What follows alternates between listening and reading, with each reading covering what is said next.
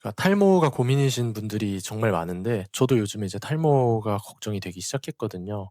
근데 이게 내가 탈모가 맞는지 아닌지가 약간 아리까리할 때가 있는데, 이제 내가 탈모가 확실하다, 정말 이제 M자나 아니면 정수리가 휑하다라고 하면은 당연히 이미 알고 뭐 약을 먹든가 아니면 어떤 조치를 취하든가 이미 하겠죠. 근데 그게 뭔가 아리까리할 때, 이때 사실은 미리 알고 좀 예방하는 게 중요하다고 생각을 하는데요. 그러려면 이제 내가 탈모가 맞는지 아닌지부터 확인을 해야 되는데, 그 방법이 이제 많은 방법들이 있더라고요. 이제 뭐 인터넷에서 보이는 것들은 뭐 가르마나 두피 상태를 봐라, 뭐 얼마나 휑해 보이는지 많이 드러나면 탈모 진행 중일 수도 있다.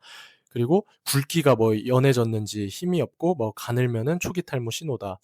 아니면 뭐 베개 위에 머리카락 개수가 얼마나 빠졌는지 봐라. 하루에 뭐 100개 이상 빠지는지를 확인해라. 뭐 여러 가지 방법이 있는데, 사실 되게 그거 애매하고 내가 확인하기가 어렵잖아요. 내가 뭐 이게 실제로 3개월, 6개월 동안 계속 매달 사진을 찍어 볼 수도 없는 거고, 이제 쉽게 이제 확인을 해 봐야 되는데, 사실은 의심되면 바로 병원을 가 보는 게 가장 정확하겠지만, 그래도 어떻게 뭐 현대인이 바쁘기도 하고 귀찮기도 한데 어떻게 바로 갑니까? 그때그때 병원 갈 수 있으면 얼마나 좋겠어요. 근데 이제 귀찮기도 하고 뭐 좀 시간도 없고 이렇잖아요. 그래서 이제 자가 진단법이 있는데, 일단 제일 전문적인 방법, 뭐 병원에서도 뭐 시도하는 방법인 것 같은데, 이거는 뭐 의사 선생님들도 뭐 유튜브나 이런 데서 말씀을 하시는 방법이기도 합니다. 근데 모르시는 분들도 있을 것 같아서 말씀을 드리면, 탈모 당긴 검사라고, 쉽게 말씀드리면은 탈모가 의심되는 부위나 뭔가 걱정되는 부위 쪽에 머리 한 5-60 가닥을 이곳저곳에서 이렇게 당겨서 빼보면서, 이제 한 10회 정도 했을 때 한두 개 정도 빠지면은 이제 정상인 거고, 근데 여기서 이제 한두 개 이상,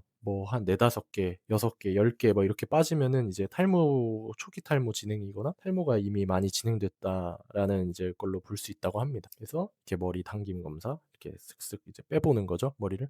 요런 거 해볼 수 있고, 이게 되게 그래도 직관적인 것 같아요. 쉽고. 그다음에 이제 이렇게 머리를 빼봤을 때 머리가 이렇게 한번 뭐 한 가닥 정도를 어디선가, 뭔가 빼기도 쉽지 않겠지만 계속 당기다 보면은 하나는 빠지겠죠. 그렇게 해서 봤을 때 머리에 이제 헤어 캐스트라고 하는데, 이 끝부분에 흰색 부분이 있잖아요. 이 제 두피에서 빠진 부분에 이제 흰색 부분, 흰색 부분이 진한지 진하지가 않은지, 그거에 따라서 이제 탈모 진행 여부를 또 알 수 있다고 해요. 끝부분에 흰색이 좀 적어졌을 때. 네, 그거에 따라 또 확인할 수 있다고 합니다.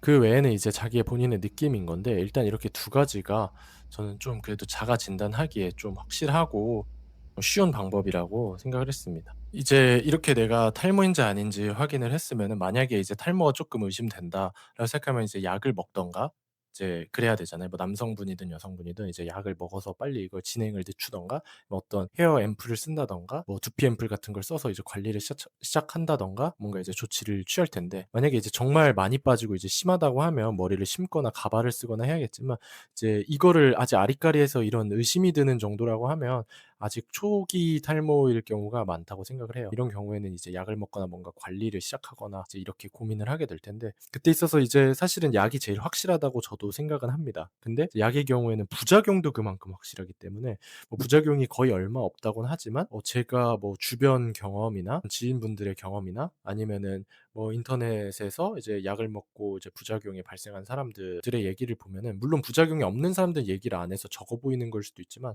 생각보다 이제 많은 것 같거든요. 이제 그리고 그 부작용이 뭔가 일상생활을 못할 정도의 큰 문제는 아니지만 꽤 불편함을 주는 정도의 부작용이 있다고 말을 하더라고요. 그래서 그만큼 이제 탈모에 확실한 거는 약이지만, 약이라는 건 확실하지만 그만큼 반대급부적인 것도 좀 생각을 해야 된다, 이런 게 좀 보이더라고요. 그래서 지금은 단정 짓고 정확하게 얘기는 할 수 없겠지만, 그런 것들을 봤을 때 부작용 사례 같은 것도 조금 어떤 게 있나. 왜냐면 저도 지금 약을 먹어야 하나 이런 거를 고민하는 입장에서 사실은 부작용에 대해서 좀 예민하게 볼 수밖에 없거든요.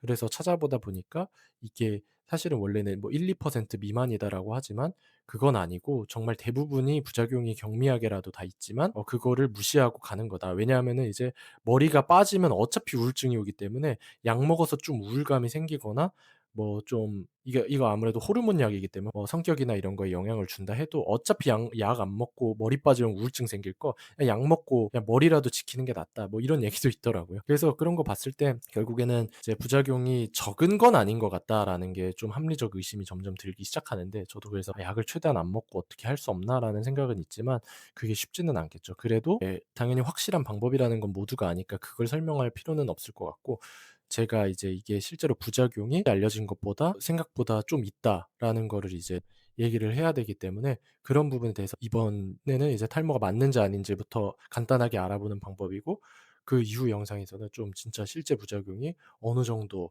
우리 현실에는, 네, 우리가 사실 뭐 약의 부작용에 대해서 사실 생각보다 좀 많을 수 있고 경미한 건 생각보다 더 많을 수 있다, 이런 거에 대해서도 좀 얘기하려고 합니다.